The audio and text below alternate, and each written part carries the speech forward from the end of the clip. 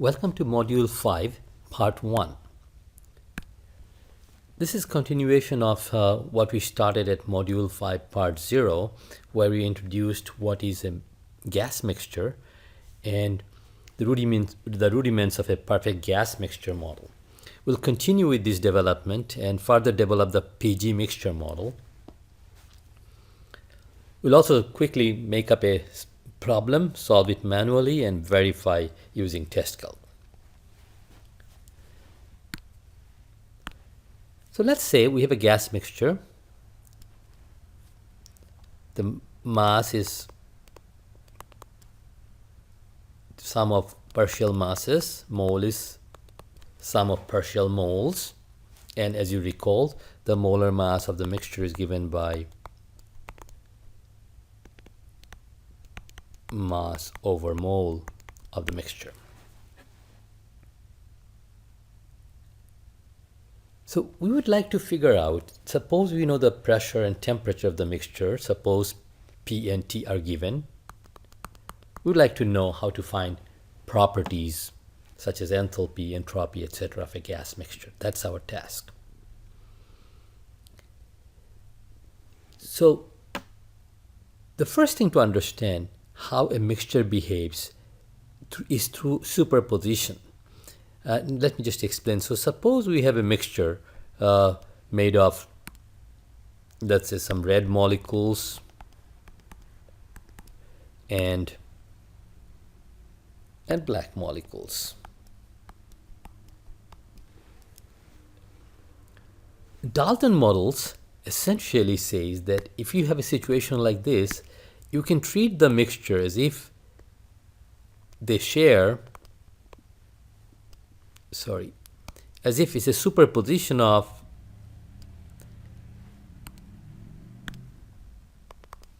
two pure systems with red molecules in one and black molecules in another. In other words, here's the mixture.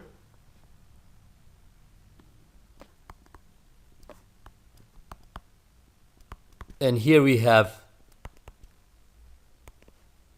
mk kilomole of species 1. We can call it, say, m1 kilomole of species 1 and n1 kilomole of species 1, whereas m2 and n2 are the numbers here for the second type of component.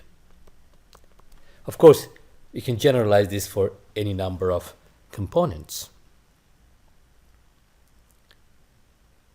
So the first model for a gas mixture comes from Dalton, and here's the Dalton's model.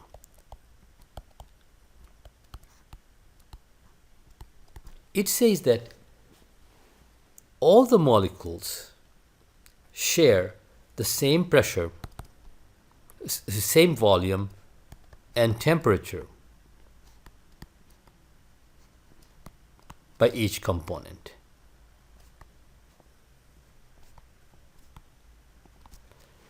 Let's understand that first. Obviously, if I have a container and I have a gas mixture, each component has the same volume as the container. So the room you're sitting right now, the volume of the room is geometrically defined. And so if I say, what is the volume of nitrogen in the room? That's same as the volume of oxygen. That's kind of obvious. So how about the temperature? Recall what is temperature of a gas. The temperature is average. Temperature can be thought of as is a reflection of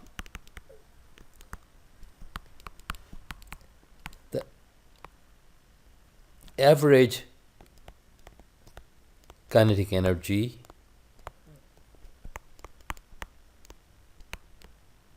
of molecules. So obviously, temperature at a point, when we say temperature at a point is 300 Kelvin, what do you mean by that?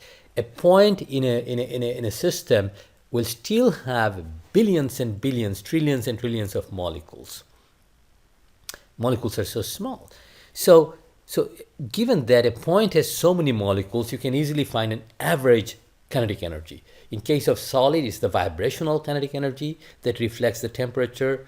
And in case of a gas, it is the translational kinetic energy that reflects the temperature at a point. So if you have red molecules and black molecules, they cannot have different temperatures.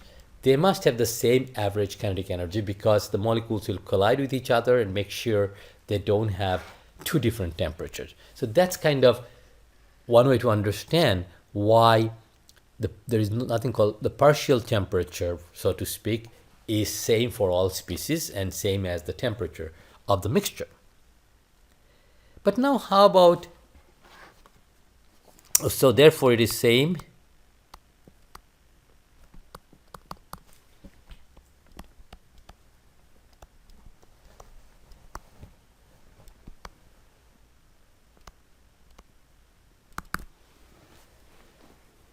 pressure. On the other hand, what is pressure? Pressure is the force per unit area. As you can understand, it is how molecules are getting,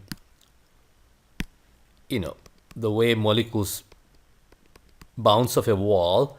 So imagine the force per unit area will depend on the momentum exchange. The change of momentum as the molecules collide a wall and comes out will determine the amount of force. Suppose in a classroom, some students are having a red ball in their hand, some with black balls, and we're all throwing into the wall.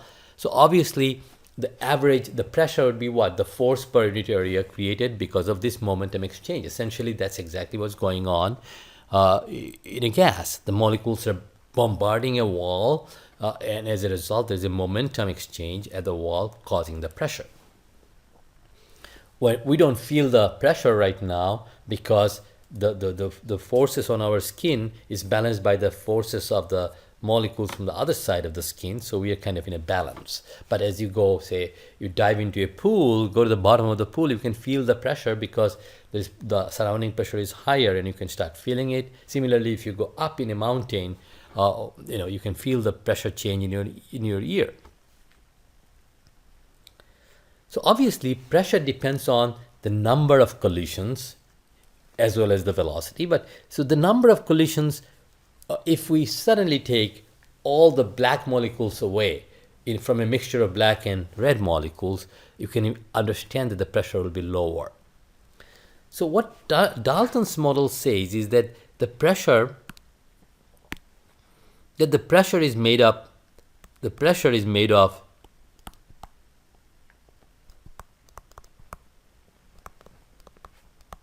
contribution pK, called the partial pressure,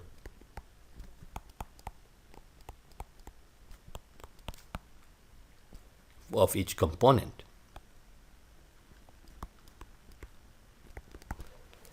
So let's draw this system again. So we have these black molecules and red molecules. We have them to mkg, n kilomole, V is the volume, and T is the temperature, and P is the pressure. Well, according to Dalton, we can, sorry, my diagram doesn't look exactly identical, but you understand it's the same volume, same system. And here we have only black molecules, and here we have only the red molecules. And what Dalton says basically is that in this superposition, we have mk kg of a component, nk kilomole of a component,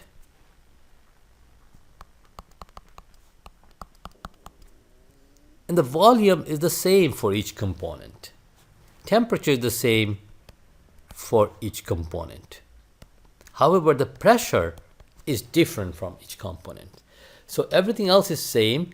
So this will have mk, nk, and pk. So as you superpose these two simple pure gases, we get the mixture.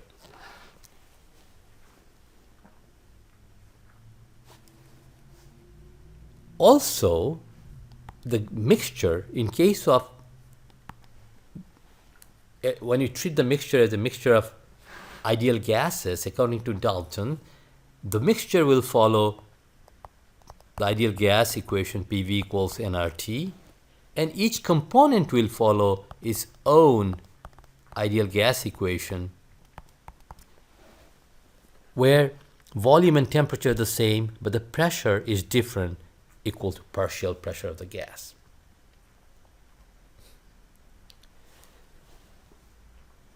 Also notice, because, okay, let's write down these two equations again. For the mixture,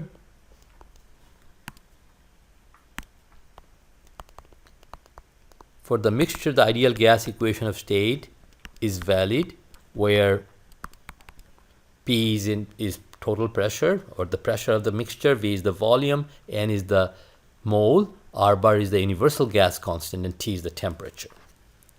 And for a component K,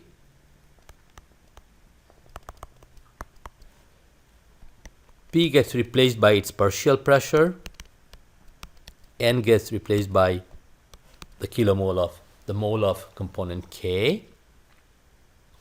So these are both ideal gas equation of state. One applies to a component and one applies to the mixture.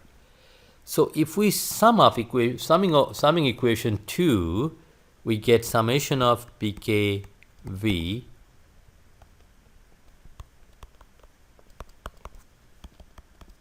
now volume is not dependent on components, we can take it out. Similarly, R bar and T are constant as far as components are concerned, and we end up with V times summation of, and now we know this is nothing but the total mole of each component add up to N, and if we using equation 1, nRT equals PV.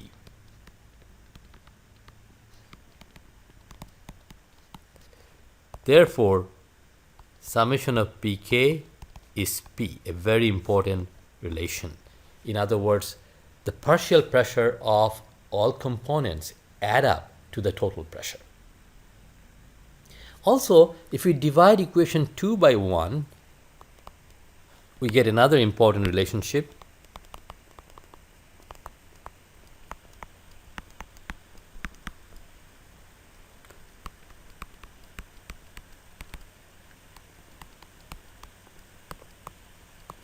That the partial pressure to the total pressure is simply the mole fraction of component K.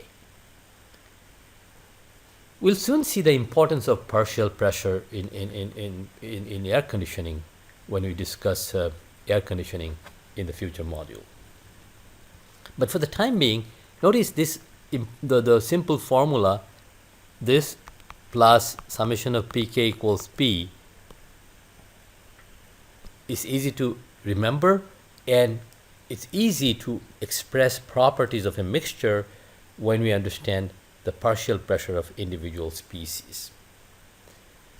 One more way of expressing a mixture is think of a mixture made up of partial volumes. In other words, suppose we have a mixture where the black molecules and the red molecules, so this is another picture of the same mixture, and this is known as the Amagat model. So suppose the mixture is divided in a manner that we have, on both sides we have the same pressure and temperature, but a partial volume Vk. So then again we can write for the mixture PV equals nRT, and for the partial volumes PVK equals nKRT. Why this kind of description is also important, and this is known as Amagat's model as opposed to Dalton's model. It becomes important because this is a simple way of creating a mixture. While Dalton's model is very nice to express a mixture, existing mixture, you can think like it is existing mixture, the superposition of partial, superposition of pure gases with their own partial pressures. Amagat's model is useful because suppose you are trying to build a mixture at a pressure P, temperature T, then you find its components and mix them with their partial volume Vk. So you get Vk amount of component K and mix them together, and then you'll end up with a mixture that you want. And as you can see, if I divide the two, we get Vk over V equals Nk over N equals Yk. So this formula can be generalized because then we can write Pk over P equals Vk over V equals Yk, which is Nk over N. So what is partial volume? As you can see, summing it up, partial volume can be written as mole fraction times volume. So therefore, sum of the partial volumes equals the total volume, because summation of Yk is 1. So Amagat's model, which we are not going to use as much as Dalton's model, essentially is a counterpart of the Dalton's model on volume basis. Here we have a mixture. You can imagine, suppose in your room we have oxygen and nitrogen mixture. You can imagine, oh, I can separate oxygen and nitrogen, how much volume the oxygen will occupy. The answer would be simply the Vk, which is the total volume of your room, times the mole fraction of oxygen, which is, we showed in our previous part that mole fraction of oxygen in air is about 0.21. So if you have a 100 meter cube room, the volume of oxygen, partial volume of oxygen will be 21 meter cube.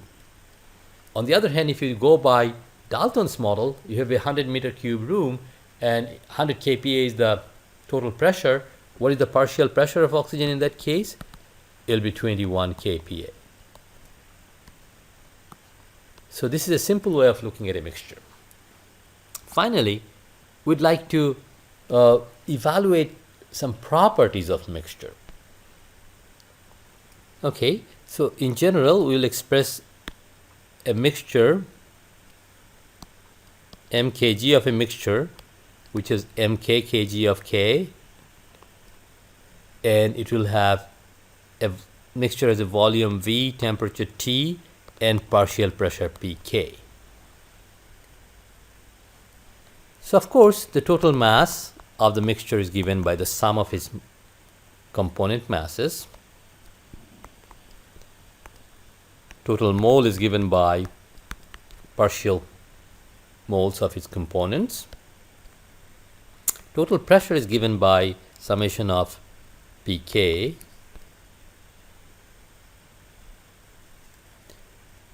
And now suppose we want to calculate what is the internal energy U of this mixture.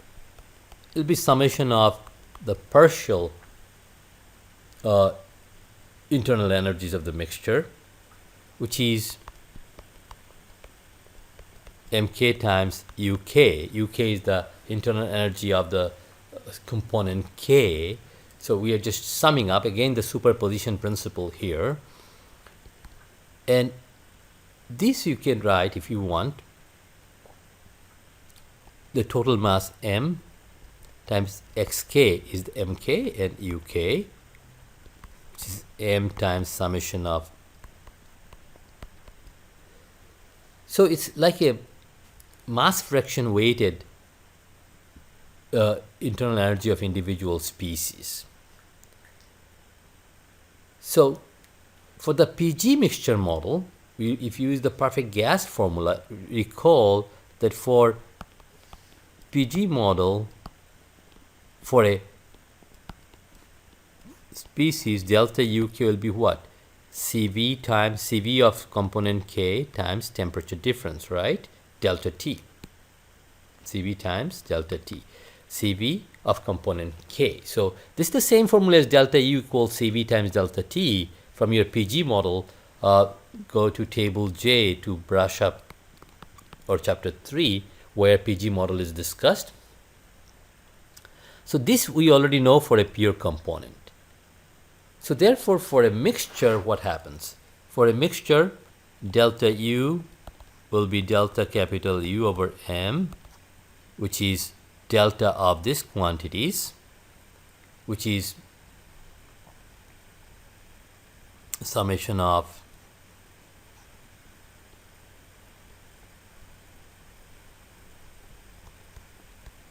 delta UK, which becomes summation of, if we substitute delta UK from here, CVK xk times delta T. Delta T is same for each component, so we can write that as delta T times summation of xk times CVK. And notice what this is. This is mass fraction weighted CVs of each component, which is the mixture CV times delta T.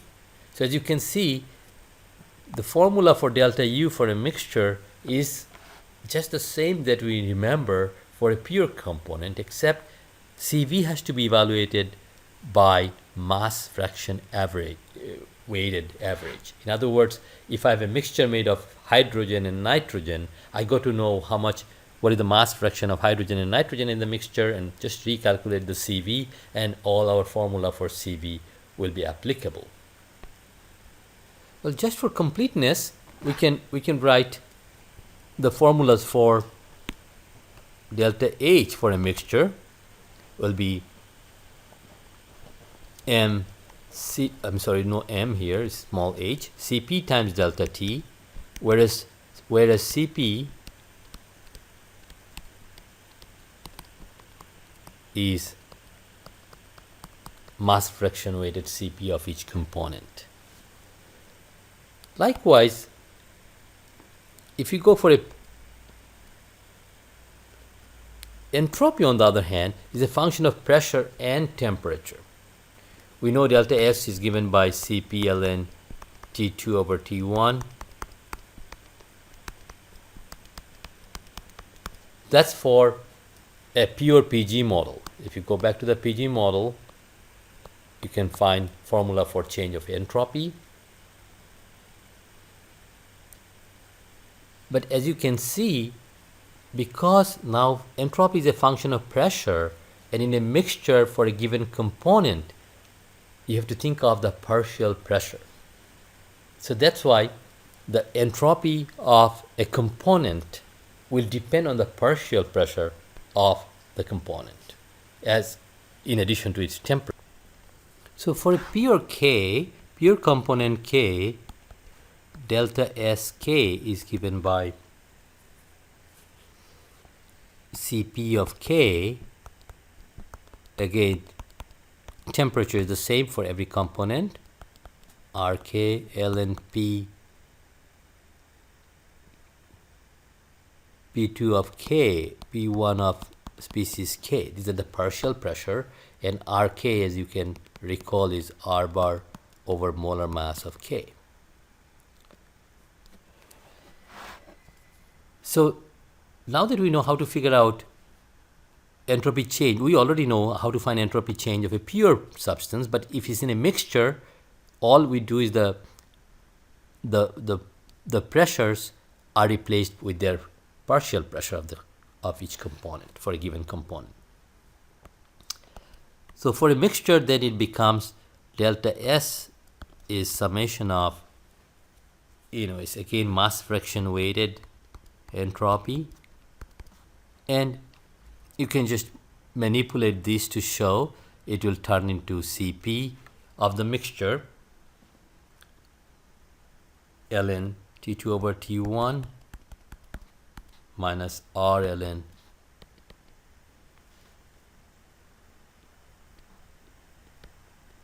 P2 over P1, where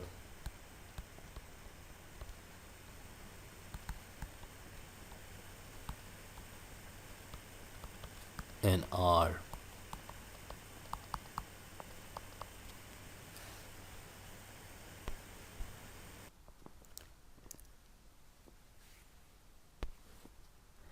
Okay, let's solve a quick problem. Let's have a mixture, a chamber with, let's say, we have 1 kg of nitrogen, 1 kg of oxygen, and 1 kg of water vapor in a chamber. It's given that the pressure is 100 kPa. Find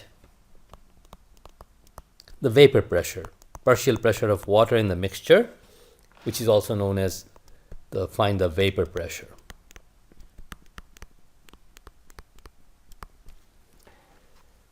Okay, so we know the partial masses of the mixture, so we can find the mole fraction, we can find the, so we know from the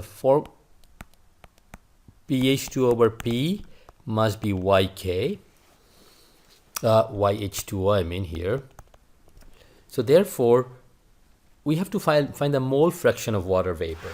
That'd be our first step.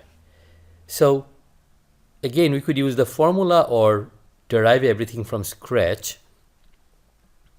We know N of H2O is going to be equal to mass of H2O, which is 1 kg, divided by molar mass of H2O, which is 18, 1 over 18 kilomole. Likewise, we can find N of nitrogen, which will be 1 over 28, and N of oxygen to be 1 over 32 kilomole. And this gives us YH2O to be NH2O divided by, we sum all the partial mole, and that can be shown to be 0.45, about 0.45. So this is the mole fraction of water vapor, and since the total pressure is 100 kPa, so therefore P of H2O is simply 45 kPa. So we found the partial pressure of water vapor. Now this is an interesting thermodynamic question. Now suppose we ask, what must be the minimum temperature so that the water vapor is in a gaseous phase, or at least vapor? Well, that's where Dalton comes handy. Look, the water vapor has a pressure of 45 kPa inside this chamber. We can forget about nitrogen and oxygen because they all exist independently. So we have a certain volume, a tank of water. Inside the pressure is 45 kPa, and we know that it's in gaseous phase. It's vapor, superheated vapor. So the temperature should be at least above the boiling temperature at 45 kPa. And what is the boiling temperature at 45 kPa? I thought I had a tab where, okay, let's start, go to the property tables, and if we go to the pressure saturation table of water, and at 45 kPa, you see the temperature is somewhere close to 80 degrees Celsius. So we can say the temperature must be